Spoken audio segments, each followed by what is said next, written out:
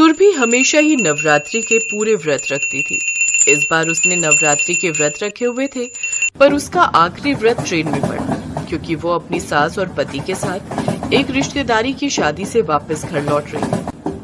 Train में सुबह हुई तो सुरभि चिंता में थी। सुरभि, ट्रेन रास्ते में बस कुछ वक्त के लिए रुकेगी। पता नहीं वहाँ पर भी कुछ बांटने को मिलेगा या नहीं। इस पूरी ट्रेन में तो मुझे कहीं बच्चे भी नजर नहीं आ रहे, और ऐसे किसी को देना भी ठीक नहीं लगता। कोई मना कर दे तो तुम्हारा भी मन दुखेगा। मैं तो पहले ही कह रही थी बहू कि ये नवरात्रि के व्रत मत रखो, इस बार रहने दो, शादी में जाना है। अब देखो परेशानी हो रही है ना वापसी में, तुम्हारा कन्या पूजन करना भी जरूरी है और यहाँ पर कोई व्यवस्था नहीं है। माँ जी, मैं माँ दुर्गा की नवरात्रि व्रत बहुत सालों से रखती आ रही हूँ। मैं नवरात्रि व्रत रखती हूँ तो मेरे मन को बहुत शांति मिलती है। यदि माँ दुर्गा की यही इच्छा है कि मैं ट्रेन में कन्या पूजन करूँ तो ऐसा ही सही।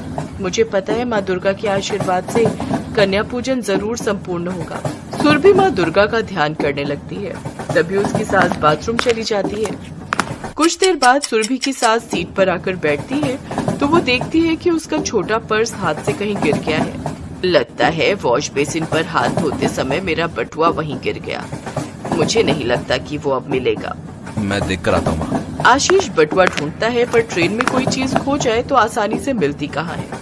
सुरभि की सास निराश हो गई, क्योंकि उस बटुए में उनकी सोने की बालियां और चेन थी। बैठे बिठाए नुकसान हो गया। गलती मेरी ही है, मुझे बटुए में सोने की चीजें रखनी ही नहीं चाहिए थी। माँ जी, मैं एक बार वॉशरूम के पास और ढूंढ कर आती हूँ। आशीष, आप माँ के पास ही रहना। सुरभि जैसे ही जाने लगती है तभी दो छोटी बच्चियाँ उसके पास आती हैं। आंटी, ये आपका बटुआ है, वहाँ बाथरूम के पास गिरा हुआ था। हम खिलौने बेच रहे थे तो हमने देख लिया। हाँ, ये तो मेरा ही है, पर बच्चों तुम्हें कैसे पता चला कि ये मेरा है? आंटी, जब आप हाथ धो रही थी तब हमने देख लिया था कि आपके हाथ से बटुआ गिर गया है। हम आपके पीछे पीछे यहाँ तक आ गए। ये लो आंटी। कितनी प्यारी बच्चियाँ हैं। बच्चों, तुमने बहुत अच्छा काम किया है। हाँ बहू, आज दुर्गा अष्टमी के दिन माँ दुर्गा ने मेरा कितना बड़ा नुकसान होने से बचा लिया। ये सब तुम्हारे दुर्गा माँ के प्रति पूजा और विश्वास की वजह से ही हुआ है। एक काम करो, तुम्हें तो कन्या पूजन करना ही है। क्यों न इन दोनों बच्चियों का कन्या पूजन करो, तुम्हारी पूजा भी हो जाएगी। हाँ सुरभि, माँ ठीक कह रही है, तुम्हें तो कन्या पूजन करना ही है। ये बच्चियाँ बहुत अच्छी हैं। देखो, इन्होंने हमारा कितना बड़ा नुकसान होने से बचा लिया। हाँ, ये तो बहुत अच्छा विचार है। सुनो बच्चों, तुम्हारे साथ और भी बच्चे हैं क्या? मुझे कंजक बांटनी है। हाँ आंटी, मेरे साथ और भी बच्चे हैं जो यहाँ ट्रेन में खिलौने बेचते हैं। मैं भी उन सबको बुलाकर लाती हूँ। कितने प्यारे बच्चे हैं और मेहनती भी।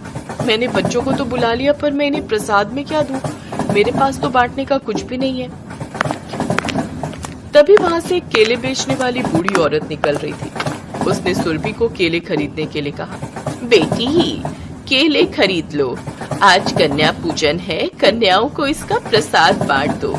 हे माता रानी, आपने मेरी सुन ली। इन केले वाली बूढ़ी अम्मा को भेज दे। हाँ, मैं ये केले खरीद लेती हूँ, सब बच्चों को बांट दूंगी। अम्मा जी, ये केले का पूरा टोकरा मुझे दे दो। कितने पैसे हुए? सुरभि को उन बूढ़ी अम्मा में माँ दुर्गा के दर्शन होते हैं और अचानक वो बूढ़ी अम्मा गायब हो जाती है। सुरभि की आंखों में आंसू आ जाते हैं। सुरभि समझ चुकी थी कि माँ दुर्गा स्वयं आज उसकी मदद के लिए आई थी और सुरभि को उनके साक्षात दर्शन हुए। सुरभि अपने पति और सास को सारी बात बताती है। वे दोनों भी बहुत खुश होते हैं। इतनी देर में सभी बच्चियां आ जाती हैं। सुरभि सब कन्याओं का पूजन करती है और उन्हें केले और पैसे देती है। सभी कन्याएं सुरभि को आशीर्वाद देकर खुशी खुशी चली जाती हैं। सुरभि माँ दुर्गा को धन्यवाद कहती है। सुरभि खुश थी कि माँ दुर्गा के आशीर्वाद से आज उसका कन्या पूजन बिना किसी रुकावट के ट्रेन में संपन्न हो गया।